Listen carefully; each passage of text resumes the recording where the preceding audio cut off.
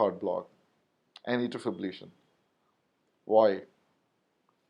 So don't think that if you'll be able to tell me the answer, I want to ask you the question. I'm going to ask you the question. So why will you call it as complete heart block and atrial fibrillation? Okay, so this is being called as complete heart block because RR intervals, when you will try to see, they are almost constant, right? So that's why it is complete heart block. But what else do you notice? So you notice is there are fibrillatory waves, especially in the V1 or lead 2 as well when you see over there, right? So the patient is having fibrillatory waves. So that is why it is called as complete heart block and atrial fibrillation. So what is this arrhythmia?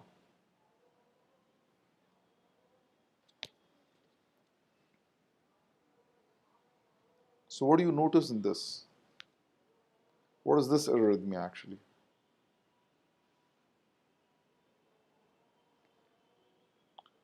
So this arrhythmia, what do we notice actually? There are some irregular beats initially, then there is a premature ventricular complex. There's a, and then what this pattern is called as torsades. And what is the cause of VT actually? So if you would have seen carefully in that ECG, the reason was myocardial infarction. Anyways, now coming to this ECG, what do you notice? So I've given you a little bit of brief overview. What do you notice in this ECG? What is exactly happening?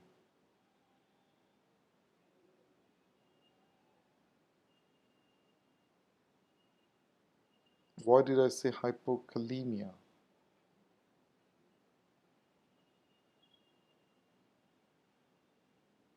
Why did I say that? Anyone would, no one would like to try, is it? Why did I say hypokalemia actually?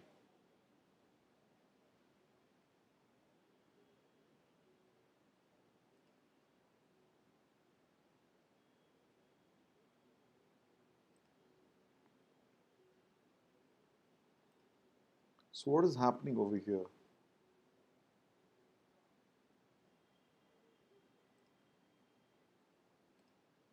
So why did I call it as a hypokalemia? See, this is very important. We need to, as I had said it, we need to be able to understand the mechanism as well. And if we don't understand, it's not good. Okay, we will try to tell you a little bit more in the detail, okay? So what is, oh, okay, oh, I already gave you the answer for this ECG. So what is happening over here? If you'll notice carefully, the amplitude of the beats is changing, right? So this phenomenon is called as electrical alternans, okay? So this is diagnostic of sign of cardiac tamponade.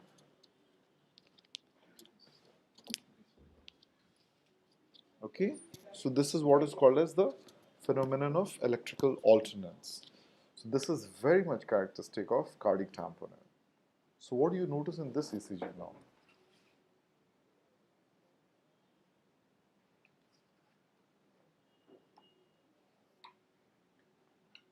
So, as I had said, it always start from the basics. Basics, how do you start in the sense?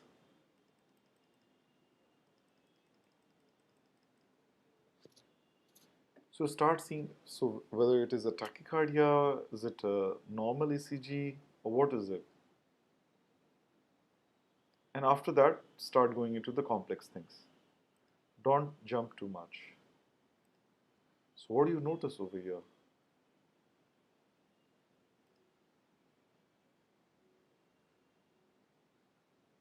Go step by step. So what do we see in this is So this is a tachycardia ECG. And when we try to see on the V1, we notice there is right bundle branch block, right? So when there is right bundle branch block, what else do we notice over here? If we look carefully, in the lead 1 there is S wave, and the lead 3 is Q, and the T wave is also inverted in lead 3 and AVF. So it is S1 Q3 T3 pattern, which is diagnostic of pulmonary embolism. And now, what about this ECG?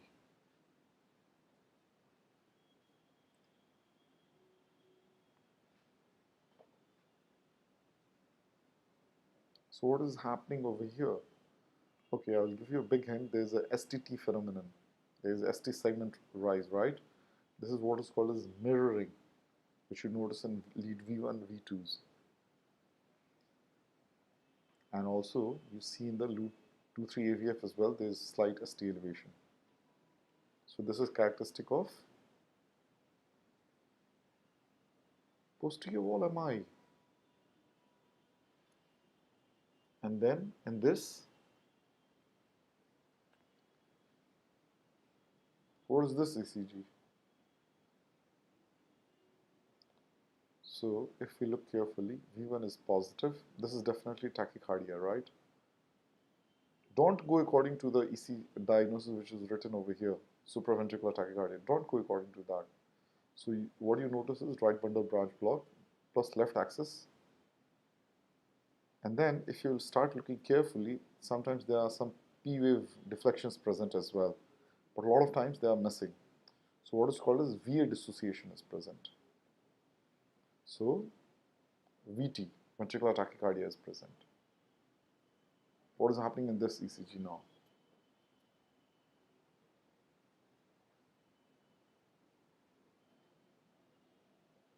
What do you notice? So you see seems like ST elevation is there, right? Other than that, what else do you notice?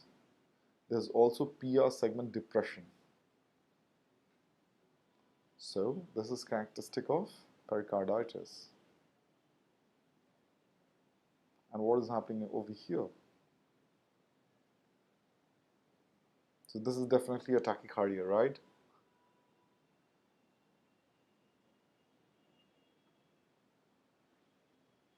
But other than that, what else is happening over here? So you notice V1 is positive, V6 is negative. So it is right bundle branch block. And then,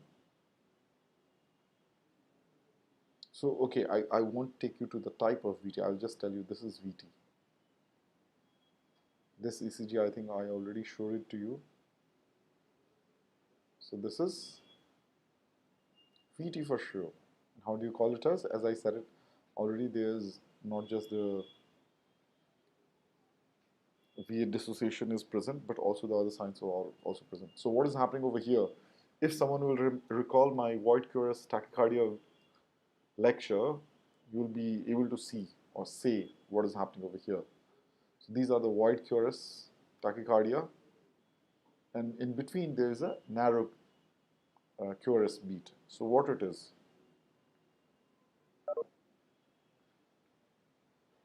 So this is a capture beat, isn't it? How about this beat? What is happening? So the VT was going on, then there was some narrow beat, there was something else as well, and then the VT beat carried on. So what is this beat actually?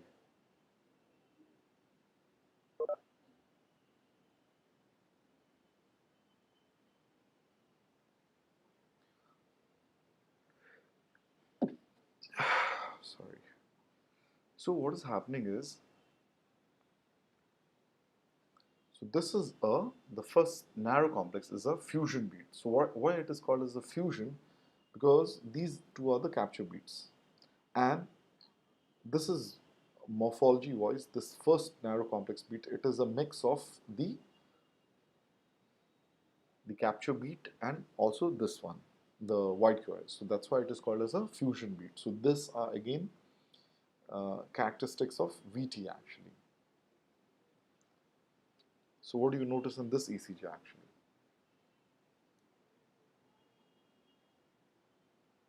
So there are two things you have to identify. One is the blue arrow, and the second one is a red caliper. So the blue arrow is a, see, I'm not going to describe you the science in detail because I have already taken a session and I was not allowed to repeat my session. So you must be able to go back and read about it in detail later on, okay? So what do you notice over here? So the red caliper is the Brugada sign, and Josephson sign is the one in blue.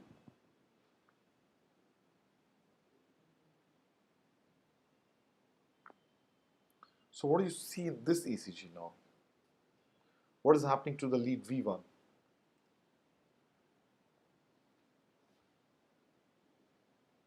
Okay, when you see such kind of, I will give you a hint, if you see such kind of V1 morphology, this is an emergency.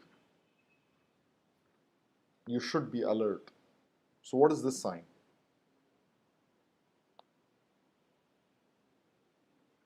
So what is happening is the R dash wave is smaller than the R wave, right? So this is VT again. So this is called as taller left rabbit ear, which is again characteristic of VT. And this one,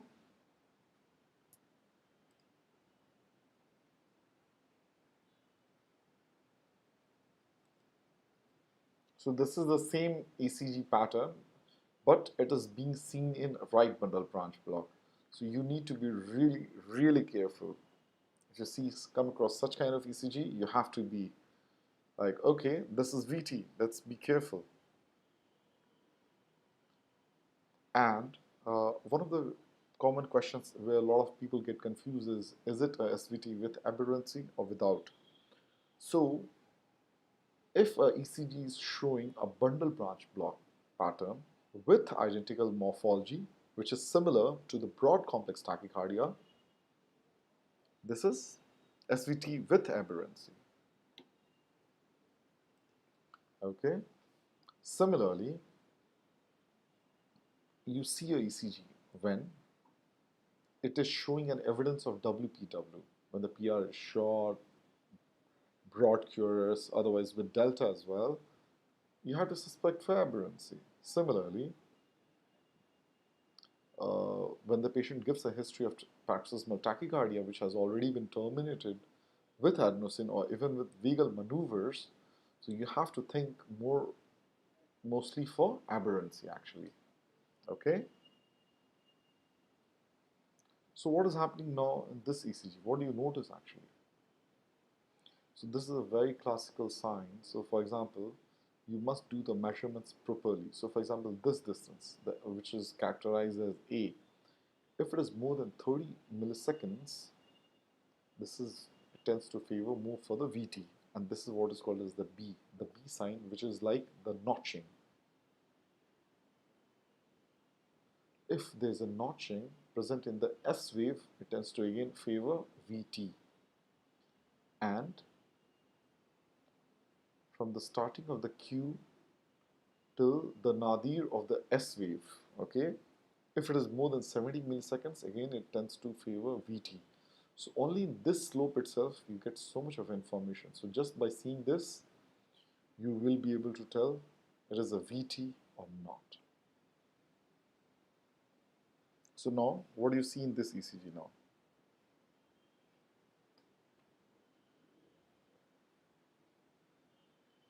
If you see this ECG, what is your diagnosis and why?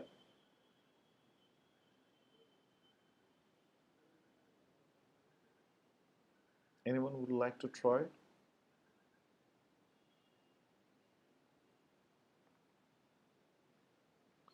So first of all, this is a tachycardia.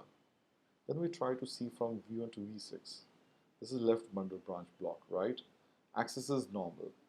So we know this is tachycardia with left bundle branch block. Okay, so what type of tachycardia is it there?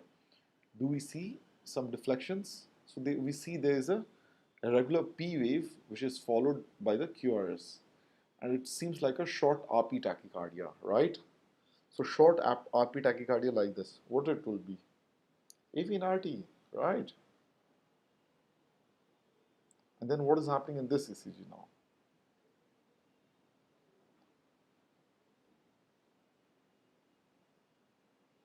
So again, start looking from the basics. What is happening in this? So we notice there is signs of AV dissociation. There is a tachycardia, right bundle branch block. Extreme axis is there as well, northwest axis in the lead 1 and 2. And the RS ratio as well is less than 1, especially in the V6.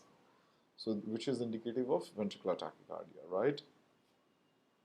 So what do you notice in this ECG now?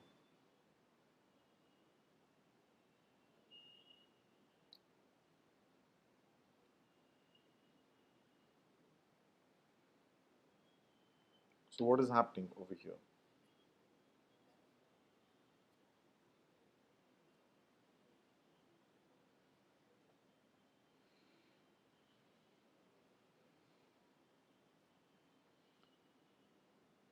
No one is trying to guess what is happening over here.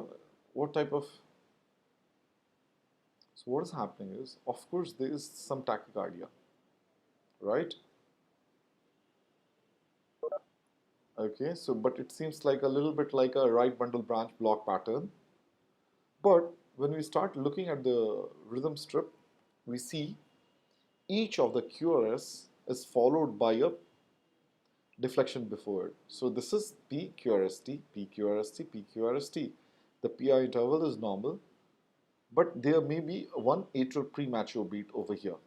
But even over here, when we look at the rhythm strip, we see it is more of a sinus beat itself. So this is sinus tachycardia. And of course, the incomplete right bundle branch block. And if you try to look at the reasoning as well, I already said it, why it is called as like this. Okay? But if you might have seen the ECG carefully, yeah, there was a Q and T wave inversion in 3 AVF as well, so which will be indicating for the prior infarction. So now, what do you notice in this ECG? This is a true case scenario.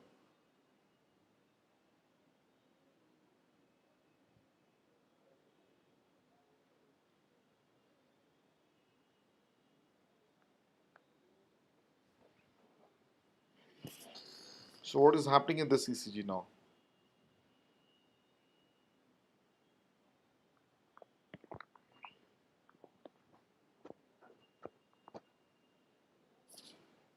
So what do you notice is, this is the tachycardia, right? Tachycardia with right bundle branch block. Tachycardia with right bundle branch block, and lead 1 is negative, 2 is positive.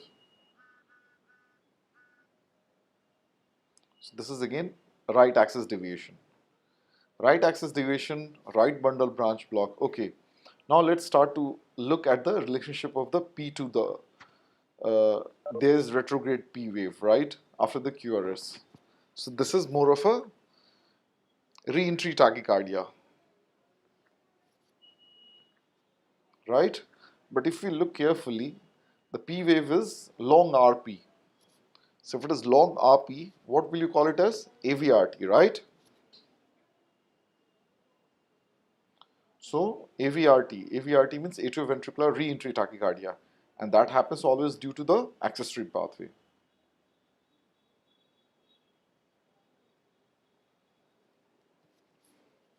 So now moving on to the next ECG.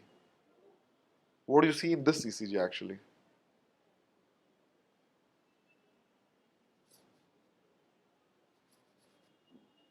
No one wants to try?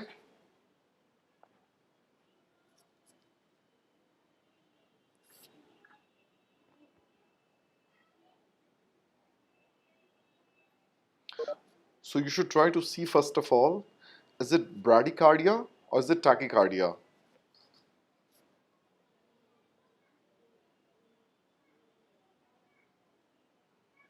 So this is of course tachycardia. Right. So after tachycardia, what next?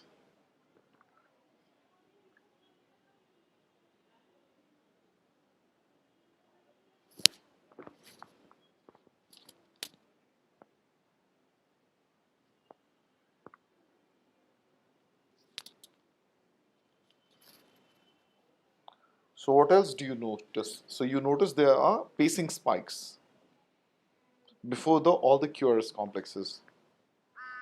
So this is a pacemaker with tachycardia. What else do you see? So you see is there is negative concordance in V1 to V6. And the initial R wave is more than 40 milliseconds in the V1. And the RS interval is more than 70 milliseconds in the V1. And finally, the QS complex in V6 is present. So what it signifies is this is pacemaker-mediated tachycardia. So the origin is happening from the right ventricle, and it is a paced rhythm, isn't it? So that's why. Do you understand? So that's why it is called as a RV paced rhythm. You can call it as a pacemaker-mediated tachycardia. So what do you notice in this ECG? What is this ECG actually?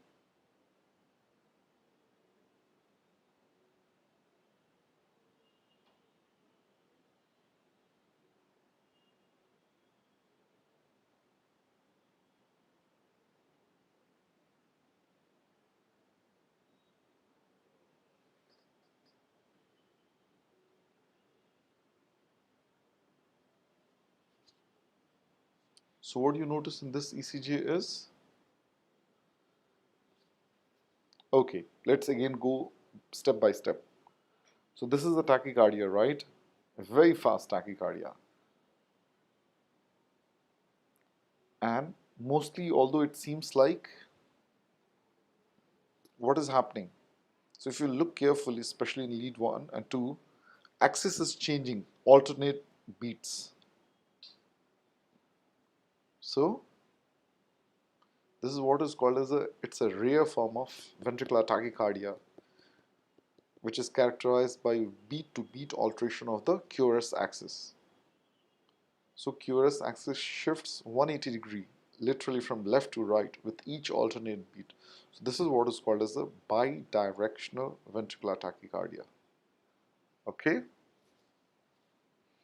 So most commonly, this tachycardia is associated with severe digoxin toxicity, and it may be the rhythm whenever, so for example, if there is a patient of familial CPVT, catecholaminergic polymorphic VT, so those patients can also be having.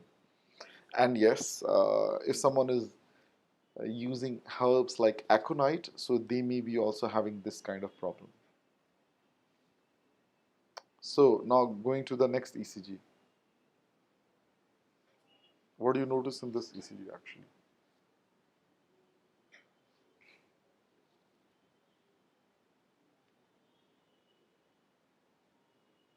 What is happening over here?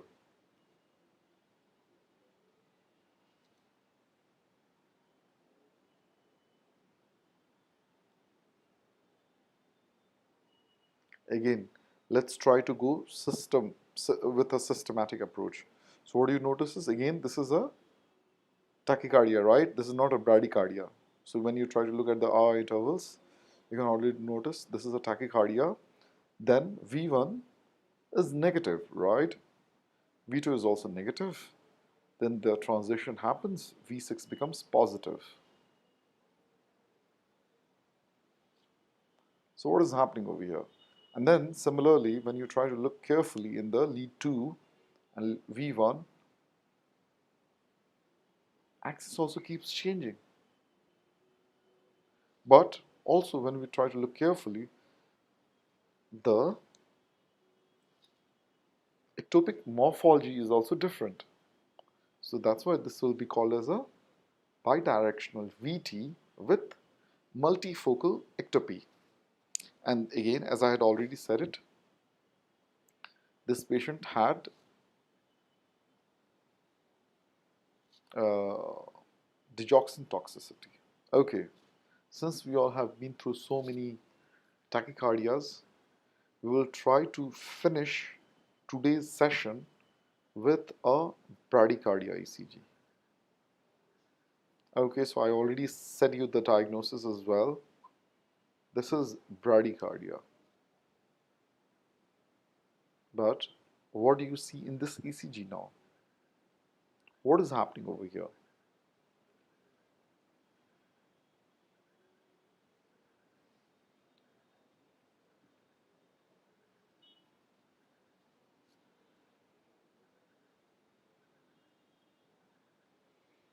Okay, so what did I say? How to diagnose a complete heart block was. So what you start noticing is RR intervals are pretty fixed, but when you try to have a look for the P waves, can you see them? No. So what happens is two things can be possible. It can be a little bit difficult, but maybe if you try to see them carefully, P wave is seen here, P wave is seen over here.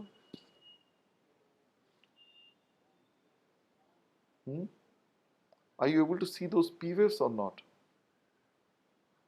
Oh, sorry. Okay, I went to this wrong ECG. So in this ECG, it will be difficult. So yes, over here you see the P wave, but not in the others.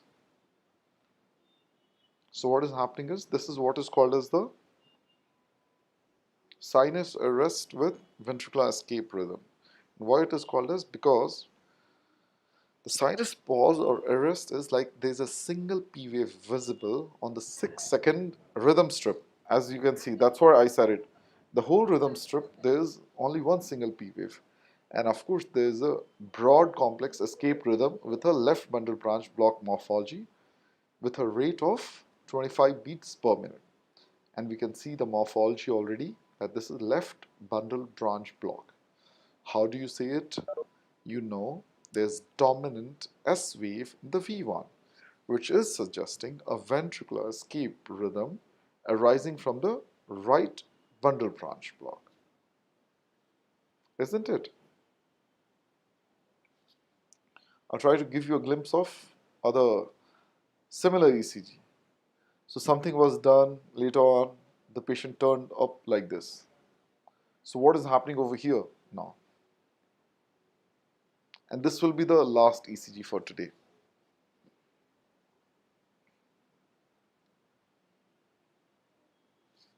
So if you look carefully, RR interval is again fixed, but PP interval is also fixed, okay? But over here, the PP, they are not having a fixed relationship to the QRS complex.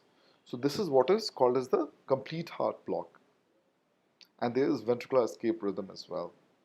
So you can notice this broad complex escape rhythm at around 27 beats per minute.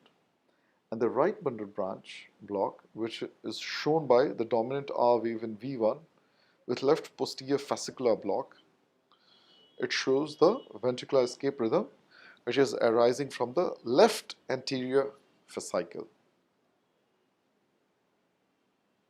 Okay, so we will try to continue with the quiz and more questions in the next session.